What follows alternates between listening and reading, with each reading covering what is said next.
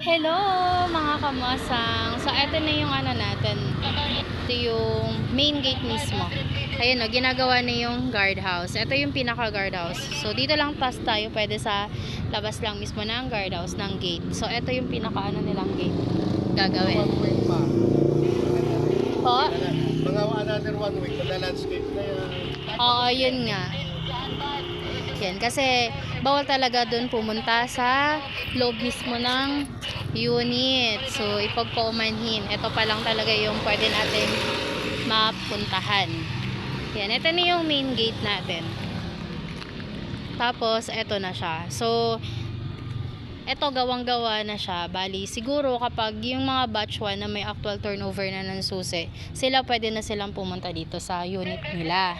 Pero sa mga wala pang unit, wala pang turnover ng susi, bawal pang pumasok kasi pagbabawalan sila ng gwardiya. So ito po, nakita nyo to, itong bahay na to, Block 1 po yan, no? Itong kasunod, Block 1 din po yan, hanggang 10, papunta doon. So, yung pangalawa, yung sumunod dito sa kulay pink, ayan po yung Block 2. Lot 11, yung bungad na yan, hanggang 20 doon. So, sa mga Block 2, Block 2, Lot 16, 17, 18, 19, 20. Ayan po yan, yung kasunod ng kulay pink na bahay. So, kay Alex, kay Teddy, dyan tayo, magkakatabi tayo. So, ayan yun, no? So, eto yung so, bawal pa kasi talaga doon. So, tapos naman na siya. Inaantay na lang. Bawal pumasok kasi nandyan yung mga engineer, tapos yung pag-ibig, nag-i-inspect na sila.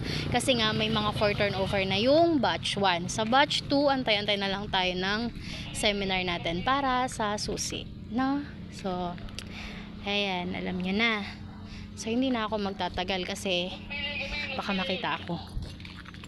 Yan si Kuya, oh. Mabait yan. So, yun lang naman, at least napakita ko na sa inyo yung natin, bahay. So, wala lang talagang yan. Yun. Kadugtong yun ng Block 2. So, alam niya na, gawa na yan. So, mga next week baka may maganda na matapos na nila yan, yung guardhouse. So, yun lang.